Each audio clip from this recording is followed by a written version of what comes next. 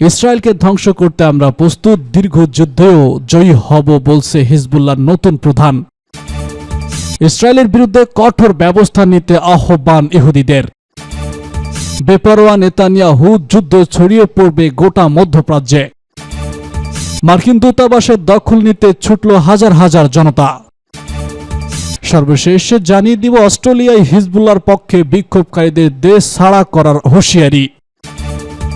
আমরা প্রস্তুত, দীর্ঘ যুদ্ধেও জয়ী হব হিজবুল্লাহর প্রধান। ইরান সমর্থিত লেবানি সশস্ত্র বাহিনী হিজবুল্লাহ যে কোনো পরিস্থিতির জন্য প্রস্তুত এবং তারা ইসরায়েলের বিরুদ্ধে চলমান লড়াই চালিয়ে যাবে। সোমবার এই ঘোষণা দিয়েছে হিজবুল্লাহর উপপ্রধান নাইম কাশেম।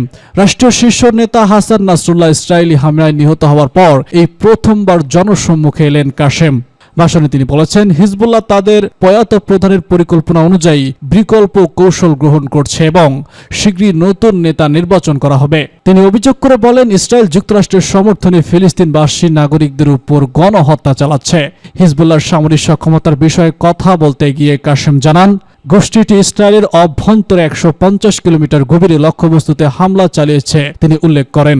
হিজবুল্লাহর সামরিক কার্যক্রম আগের মতোই চালু রয়েছে এবং প্রয়াত প্রধান হাসান নাসরুল্লাহর মৃত্যুর পরও একই তৎপরতা অব্যাহত রয়েছে। ইসরায়েলের সম্ভাব্য স্থল অভিযান সম্পর্কে তিনি বলেন, হিজবুল্লাহ যে কোনো স্থল অভিযান মোকাবেলায় প্রস্তুত, দীর্ঘ যুদ্ধের জন্য মানসিকভাবে তারা প্রস্তুত।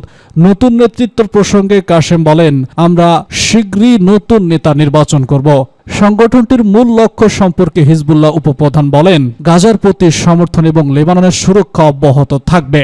বক্তব্যের শেষ অংশে তিনি 2006 সালে ইসরায়েলি হিজবুল্লাহ সংঘাতের কথা উল্লেখ করে বলেন, আমরা 2006 সালের মতোই জয়ী হব। এদিকে ইসরায়েলের বিরুদ্ধে কঠোর ব্যবস্থা নিতে আহ্বান ইহুদিদের। রাতারাতি পাল্টে গেছে মধ্যপ্রাচ্যের সব হিসাব নিকাশ। লেবাননের বৈরুতে প্রতিশোধ যোদ্ধাদের সদর দপ্তর লক্ষ্য করে চালানো হামলায় এই অঞ্চলে ব্যাপক উত্তেজনা দেখা দিয়েছে। শুক্রবার এই হামলায় নিহত হন প্রতিরোধ যোদ্ধাদের প্রধান হাসান নাসরুল্লাহ। ইসরায়েলের জন্য এক সময় ত্রাস হয়ে ওঠা হাসান নাসরুল্লাহকে হত্যায় দীর্ঘদিন ধরে পরিকল্পনা করেছিল তেল আবিব। জাতিসংঘের সাধারণ পরিষদের অধিবেশন ঘিরে পুরো বিশ্বের নজর যখন যুক্তরাষ্ট্রের দিকে, তখনই এই হামলা চালায় ইহুদিবাদী রাষ্ট্রটি। আবাসিক একটি ভবনের নিচে গ্রাউন্ড ফ্লোরে সদর দপ্তর বানিয়েছিল লেবাননের প্রতিরোধ যোদ্ধারা, কিন্তু ভয়ঙ্কর বাংকার ক্লাস্টার বোমা ফেলে সেই সদর দপ্তর গুড়িয়ে দেয় ইসরায়েল। প্রতিরোধ যোদ্ধাদের গোপন একটি মিটিং চলাকালে এমন হামলা চালায়। পালানোর সুযোগও পায়নি নাসরুল্লাহ, তাই সেখানেই মারা যান। নাসরুল্লাহ হত্যার এই মিশনে বেসামরিক ব্যক্তিরা নিহত হয়েছে। এ নিয়ে বিশ্বজুড়ে উঠেছে নিন্দার ঝড়। তবে পরম মিত্র যুক্তরাষ্ট্র বরাবরের মতো এবারও ইসরায়েলের পাশে দাঁড়িয়েছে। সরকার পতনের আন্দোলনে আর গাজা থেকে ইসরায়েলি জিম্মিদের ফিরিয়ে আনা নিয়ে দেশের ভেতরে ব্যাপক চাপে ছিলেন নেতানিয়াহু। সেই ইস্যুর সমাধান না করে জাতিসংঘের শুক্রবার হঠাৎ হাজির হয়ে সিরিয়া ও ইরাক এবং ইরানকে মধ্যপ্রাচ্যের অভিশাপ বলে মন্তব্য করেন। গেল এক দশকের বেশি সময় ধরে সিরিয়া ও ইরাকে রাজনৈতিক শূন্যতা তৈরি হওয়ায় ধীরে ধীরে নিজেদের বলয় গড়েছে ইরান। সেই বলয় ভাঙতে এখন মরিয়া ইসরায়েল। তবে গাজা ইসরায়েলি আগ্রাসন শুরু হওয়ার পর থেকে তেল আবিবের সবথেকে বড় মাথা ব্যথার কারণ হয়ে উঠেছে লেবাননের প্রতিরোধ যোদ্ধারা। বিশেষ করে ইসরায়েলের দক্ষিণাঞ্চলীয় সীমান্ত দিয়ে গেল 11 মাস ধরে প্রায় প্রতিদিনই রকেট ছুড়েছে তারা। আর তাই মক্ষম সুযোগ পেয়ে প্রতিরোধ যোদ্ধাদের নেতাকে লক্ষ্য করে হামলা চালায় ইসরায়েল। ইসমাইল হানিয়াকে হত্যার পর নাসরুল্লাহকেও দৃশ্যপট থেকে সরিয়ে দিয়ে ইরানকে সরাসরি বার্তা দিল দেশটি। আর তাই চটে গেলেন ইরানের ইহুদিরাও। নাসরুল্লাহর এই কর্মকাণ্ড মেনে নিতে পারছে না তারা। এই ঘটনার পর ইসরায়েলের বিরুদ্ধে ব্যবস্থা নিতে জাতিসংঘের প্রতি আহ্বানও জানিয়েছেন ইরানের একজন ইহুদি আইন প্রণেতা ডাক্তার হুয়াইন শাহেদ। ইরানের বার্তা সংস্থা ইসনাকে দেওয়া এক সাক্ষাৎকারে তিনি বলেছেন, ইসরায়েলের ইহুদিবাদী জনগোষ্ঠীকে অপরাধী হিসেবে বর্ণনা করেছেন। ইসরায়েল থেকে প্রকাশিত দৈনিক ওয়াইনেট নিউজ তাদের নিউজ পোর্টালে এই প্রতিবেদন এই তথ্য তুলে ধরেছেন। নাসরুল্লাহকে হত্যা করতে গিয়ে বেসামরিক ব্যক্তিদেরও নির্বিচারে টার্গেট করা হয় বলে অভিযোগ করেছে এই ইহুদি। আবাসিক ভবনে চালানো এসব হামলার জন্য শুধু মুখে প্রতিবাদ না করে সুনির্দিষ্ট পদক্ষেপ আন্তর্জাতিক সম্প্রদায়ের প্রতি আহ্বান জানান। বেপরোয়া নেতানিয়াহু যুদ্ধ ছড়িয়ে পড়ছে গোটা মধ্যপ্রাচ্যে। গোটা মধ্যপ্রাচ্যকে একাই অশান্ত করে রেখেছে ইসরায়েলি প্রধানমন্ত্রী বেনিয়ামিন নেতানিয়াহু। 1 বছরের বেশি সময় ধরে ধ্বংসলীলা চালিয়ে যাচ্ছে গাজায়। সেই রক্তপিপাসা মিটার আগে মাটির সাথে মিশিয়ে দিতে চাইলেন আরেক দেশ লেবাননকে।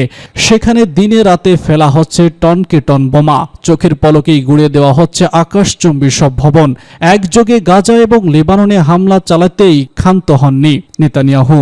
হায়নার মতো চোখ পড়েছে আরেক মুসলিম দেশ ইয়েমেনেও, সেখানেও বিমান হামলা চালাতে যাচ্ছেন তিনি। যুদ্ধবাস এই এক নেতানিয়াহুকে কোনোভাবেই দমাতে পারছে না বিশ্ব নেতারা। বেপরোয়া আচরণের কাছে খেই হারিয়ে ফেলেছেন বিশ্ব নেতাদের বাঘা বাঘা সব নেতারা। কাউকে তোয়াক্কা করছে না নেতানিয়াহু, এমনকি খোঁজ জাতিসংঘকেও মোমের পুতুলের ভূমিকায় রয়েছে। সামরিক বিশ্লেষকরা বলেছেন দেশে দেশে এমন অশান্ত পরিস্থিতি তৈরির মাস্টারমাইন্ড হচ্ছে আমেরিকা। তাদের পাঠানো অস্ত্র আর বোমা নির্বিচারে ফেলা হচ্ছে আবাসিক এলাকাগুলোতে। যদিও ইসরায়েলি বাহিনী বলছে তারা সশস্ত্র গোষ্ঠী হুতি আর হিজবুল্লাহর অবস্থান লক্ষ্য করে কেবল হামলা চালাচ্ছে।